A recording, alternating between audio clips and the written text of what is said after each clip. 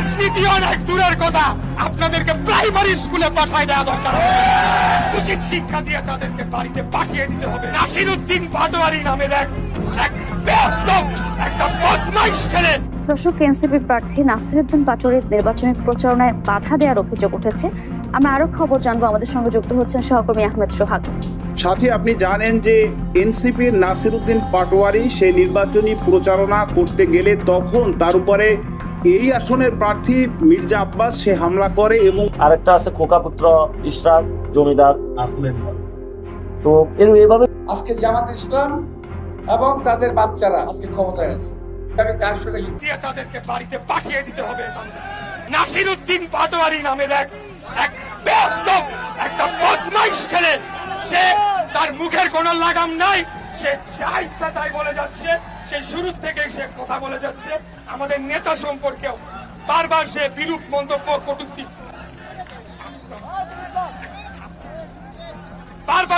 করেছে। তারপরে আমরা কিন্তু কঠিন ভাষায় প্রতিবাদ করি নাই। আর বসে থাকা যায় না ভাইয়েরা। এই নাসিরউদ্দিন পাটোয়ারির মতো, যাকে ইউনিভার্সিটিতে বলে ছাত্র ডারবি নাসির বলে চিনি, আমি জানি না কেন, এই ডারবি নাসিরকে হুঁশিয়ারি দিতে চাই, মুখ সামলে কথা বলেন, তা না হলে আপনাদেরকে রাজনৈতিক ভাবে ঘেরাও দিয়ে আপনাদের রাজনীতি ইতি আমরা সেখানে টেনে দেব। এনসিপির যে প্রধান নাহিদ ইসলাম, সেও আমি তাকে ভালোই জানতাম, কিন্তু সে কি করলো, জেলা ঘুরে বলা শুরু করলো বিএনপি নাকি চাঁদাবাজদের দল। আরে ভাই, বিএনপি চাঁদাবাজদের দল? আপনারা খারাপ, আপনারা তো ঘুষখোরদের দল, কমিশন বাণিজ্যের দল।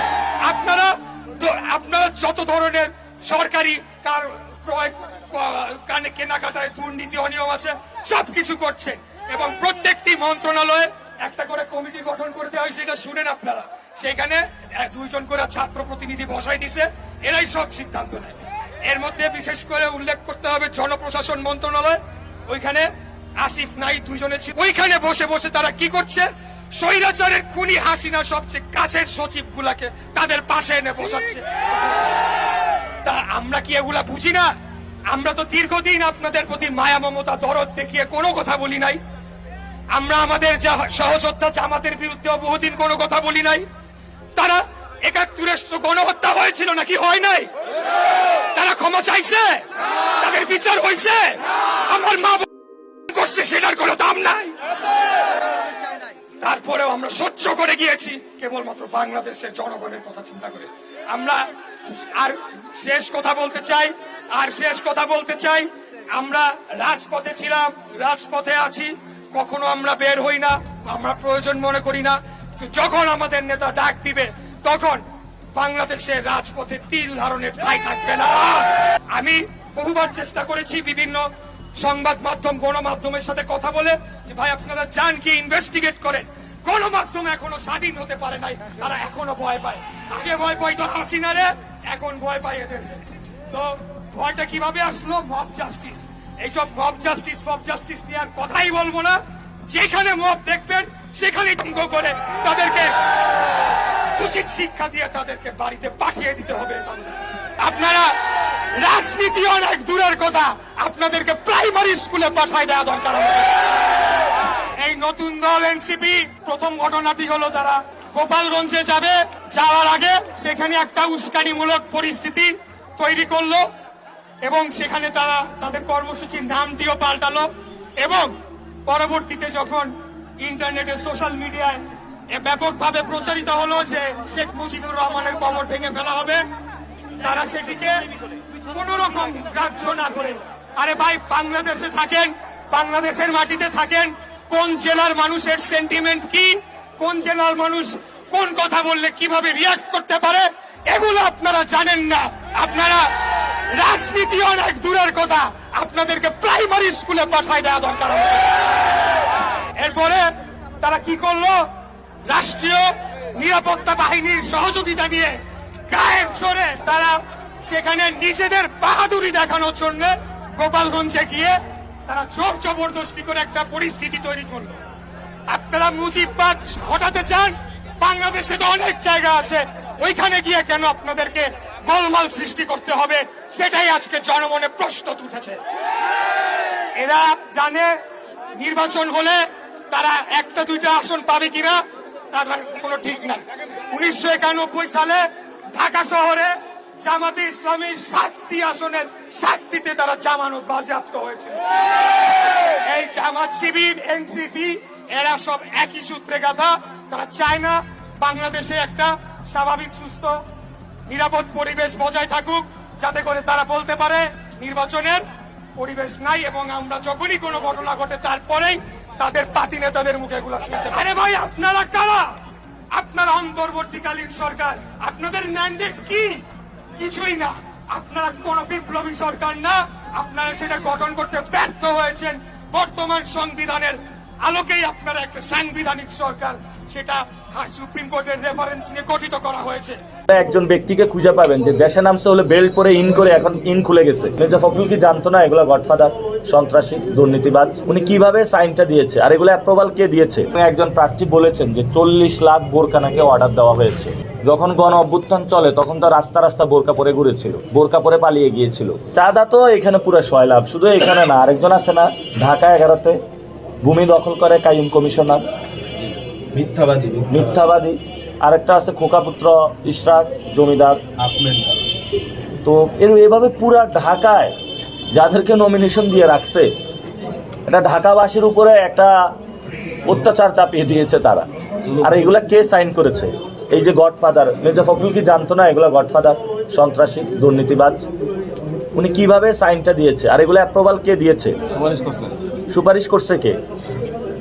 ওইটারই বাংলাদেশে ওইটা হলে সব ঠিক হয়ে যায়। এখন গিয়ে হলো বিভিন্ন সমাবেশে বড় বড় কথা বলে, ও সব দুর্নীতিবাজ, সন্ত্রাসী, চাঁদাবাজের টিকিট দিয়ে এখন গিয়ে আবার জনগণের কাছে বলে আমরা এগুলো বন্ধ করবো। এটা তো বাংলাদেশের সবচেয়ে বড় প্রতারণা। এজন্য আমি বলেছিলাম দুর্নীতি, সন্ত্রাস, চাঁদাবাজি যারা এই বাংলাদেশে, এগুলার যদি গডফাদার খুঁজতে যান তাহলে একজন ব্যক্তিকে খুঁজে পাবেন যে দেশে নামছে হলে বেল্ট পরে ইন করে এখন ইন খুলে গেছে। এখন জনগণের কাছে গেছে, তো জনগণকে ফেস করুক তারা। ইনশাল্লাহ বাংলাদেশ পরিবর্তন। আমরা সবাইকে আহ্বান জানিয়েছি, ভোট দিবে না, ভোট রক্ষা করে আসবে, যাতে হলো ভোটটা কেউ দখল করে না নিয়ে যেতে পারে। ইলেকশন রিগেইন, ভোট কেন্দ্র চোরের অনেকেই প্রস্তুতি নিচ্ছে। ইনশাল্লাহ জনগণ যদি মাঠে থাকে, জনগণ যদি প্রস্তুতি গ্রহণ করে, এই ধরনের ষড়যন্ত্র এবং যারা উদ্দেশ্যমূলক কাজ করছে তারা ইনশাল্লাহ পরাজিত হবে। শেষ কথা যেটা, আমাদের নারীদেরকে আক্রমণ করা হচ্ছে, মাথায় দা দিয়ে কোপ দেওয়া হচ্ছে, বরফ নিক্ষেপ করা হচ্ছে, পেটে লাথি দেওয়া হচ্ছে, সাইবার বুলিং করা হচ্ছে, এবং মব ক্রিয়েট করে নারীদের বিরুদ্ধে পুরো জেনারেশনকে দাঁড় করানোর চেষ্টা করা হচ্ছে। এবং একজন প্রার্থী বলেছেন যে 40 লাখ বোরকা নাকি অর্ডার দেওয়া হয়েছে। এটার মাধ্যমে কি নারীদের উপরে একটা উনি তুচ্ছ তাচ্ছিল্য প্রদর্শন করেছেন। তো আমি তো কথা বলতে চাই না, তারপরও চলে আসে। যখন গণ অভ্যুত্থান চলে তখন তো রাস্তা রাস্তা বোরকা পরে ঘুরেছিল, দেখা যায় নাই তো, বোরকা পরে পালিয়ে গিয়েছিল। এবং এর আগেও যখন নয়াপল্টনে আন্দোলন হচ্ছিল তখনও বোরকা পরে পলায়ন করেছিল। কোথাও ওর সিঙ্গেল ছবি আপনারা দেখাইতে পারবেন না, পলায়ন করছিল, নেগোশিয়েট করে চলেছে। আমরা কারো বিরুদ্ধে বলতে চাই না, আমরা নতুন একটি বাংলাদেশ চাই। ওনারা ওনাদের কাজ করুক, কিন্তু আমাদের একটা প্রশ্ন থেকে গেল বাংলাদেশে, যে একটা সন্ত্রাসী, চাঁদাবাজি, দুর্নীতিবাজ বিভিন্ন আসনে এরা নমিনেশন পেয়েছে। এটা কেমন বাংলাদেশ পাইলাম আমরা? এটা তো বাংলাদেশটা সঠিক জায়গায় গেল না। এরা যদি পার্লামেন্টে যায় আমাদের তো কোনো কিছুই এরা ঠিক রাখবে না। তো আমরা নতুন বাংলাদেশ চাই, ইনশাল্লাহ পরিবর্তন হবে। ব্যবসায়ী ভাইদেরকে আমরা নিরাপদ রাখবো ইনশাআল্লাহ, যাতে আল্লাহ তাআলার তাদের রিজিক দান করে এবং হালাল ব্যবসা করে যারা থাকেন আমরা তাদের নিরাপত্তা প্রদান করব। স্কুলের বাচ্চারা বাহিরে হলে ধুলাবালি, যানজটের সমস্যা, আমরা তাদের জন্য একটা নিরাপদ নগরী বানাবো। তাদের যে মুখের ভাষা, কদর্য ভাষা, যে ভাষা আমরা ব্যবহার করতে পারি না, আমরা কখনো করি নাই। আমার এত বছরের রাজনৈতিক জীবনে এই ধরনের ভাষা আমি কখনো শুনি নাই। আজকে জামাত ইসলাম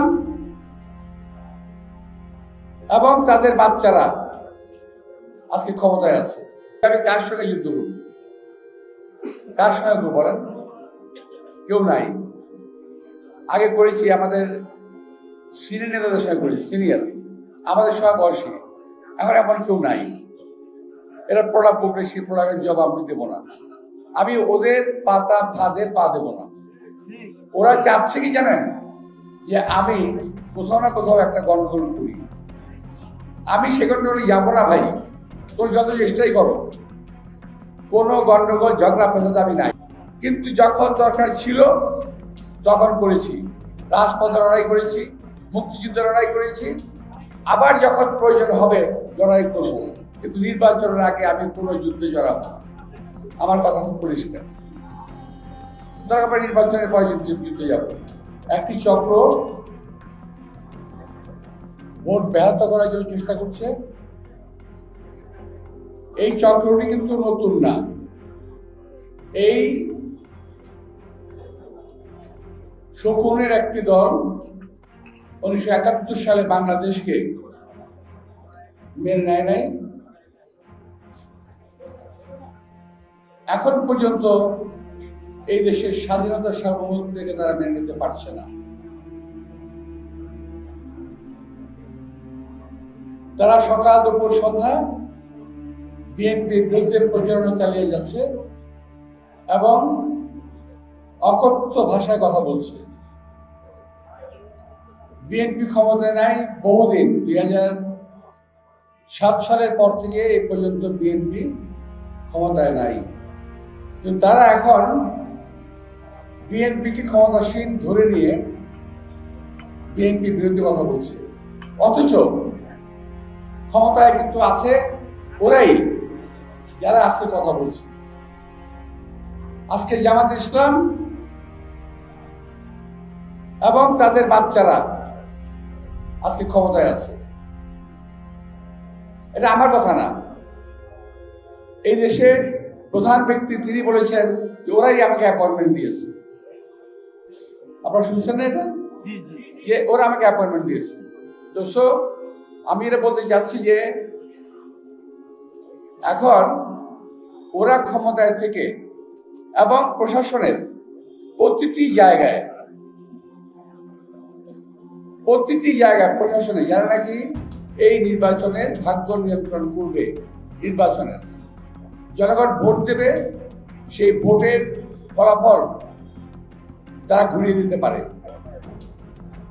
আমি মারাত্মক প্রিয় দর্শক, আপনারা কিন্তু ইতিমধ্যে দেখেছেন যে ঢাকায় কিন্তু মির্জা আব্বাসের আসন, সেখান থেকে কিন্তু আপনারা জানেন যে পাটোয়ারি, নাসিরউদ্দিন পাটোয়ারি এবং মির্জা আব্বাসের মধ্যে তুমুল লড়াই চলছে।